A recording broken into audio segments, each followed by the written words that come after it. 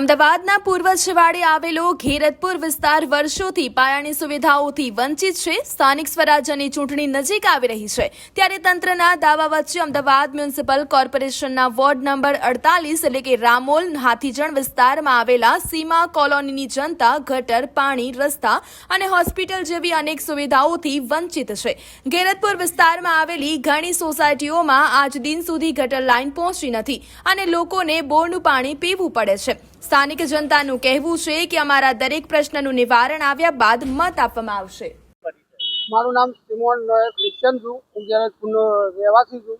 હું વર્ષોથી 22 વર્ષથી 23 વર્ષથી હું આ રોડ પર પેપર નાખું છું. રાતે પેપર લઈ જવામાં લાવવામાં બહુ મુશ્કેલી પડે તો તમે આજુબાજુના રોડ 4 ફૂટના જ છે, બાજુનો તો ખાડા જ છે અને ખોડિયાર મંદિરથી છે. ગેરતપુરની અંદર કંઈ બી બનાવ બને છે તો કોઈ જલ્દી આવીને ઊભું રહેતું નથી અને ટ્રકો એવી લાઈટો આલે છે તો સામે વાળો જે ગાડી લઈને એક્ટિવા લઈને આવતો હોય એ બચારો સ્લીપ ખાવાની બીક રહે છે. એટલે મહેરબાની કરીને કોઈ બી સરકાર આવી હોય તો અત્યારના ટાઈમની અંદર તમે આ રોડ અને લાઇટનું જેમ બને એમ વ્યવસ્થા તૈયારી કરીને રાખજો અને વોટ લેવો હોય તો આવજો અને વોટ ના લેવો હોય તો મહેરબાની કરીને ગેરતપુર 15 ગઈ દર્શનની અંદર મહેરબાની કરીને પગ મૂકવો નહીં. मेरा नाम सुधांशु सिंह है। मैं ये पास वाले सोसाइटी में रहता हूँ और सोसाइटी का नाम है सीमा कॉलोनी, गैरतपुर, हाथीजन विस्तार और रामोल।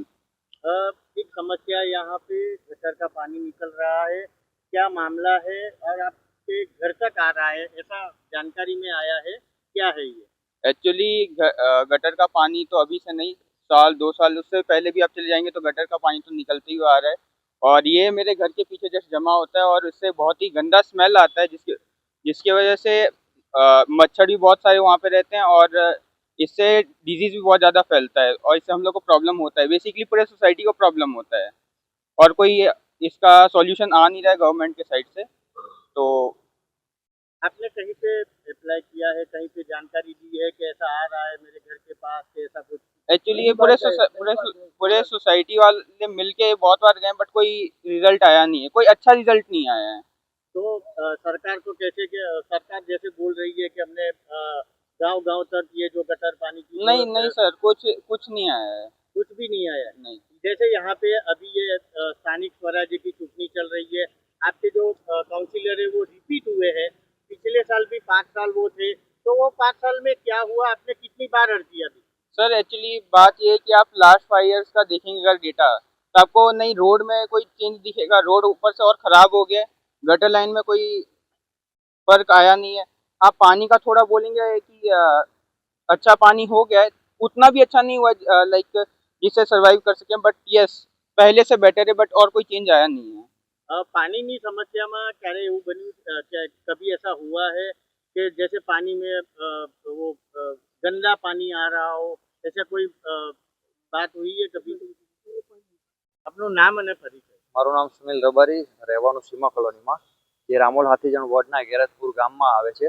વિવેકાનંદ નગર અને તમે આજુબાજુમાં જોશો વર્ષોથી 25 થી 28 વર્ષથી એ મ્યુનિસિપાલિટીના રામોલ હાથીજણ વોર્ડમાં આવી સમાવેશ થઈ ગયો છે, બરોબર. તેમ છતાં અત્યાર સુધી આજની તારીખ સુધી તમે જોશો તો સોસાયટીમાં કોઈ રોડની સેવા નથી. તમે અત્યારે હાલ કવરેજમાં જોશો તો તમને ખ્યાલ આવશે કે કેટલા ખાડા છે અને કેટલા ઢાળમાં છે. જેટલી અહીંયાથી સિટીમાં કે બહાર હાઈવે ઉપર ગાડીનો ઘસારો નહીં થતો એટલો સોસાયટીની અંદર થાય છે. ઘણી વખત રજૂઆત કરી છતાં તો પણ હજી સુધી કોઈ એનો નિકાલ આવતો નથી. એટલે મારું કહેવાનું મીડિયાના માધ્યમથી એ સરકાર કો કે સરકારના કોઈ અધિકારી કો એ લોકોને મારી અરજી સમજી લો, મૌખિક રીતે કે વિડીયો રીતે તમે અરજી સમજો તો બી સૌથી સારું છે અને કરો તો અમારા માટે સારું છે. બીજી કોઈ અમે તમારા જોડથી વધારે કોઈ આશા રાખતા નથી.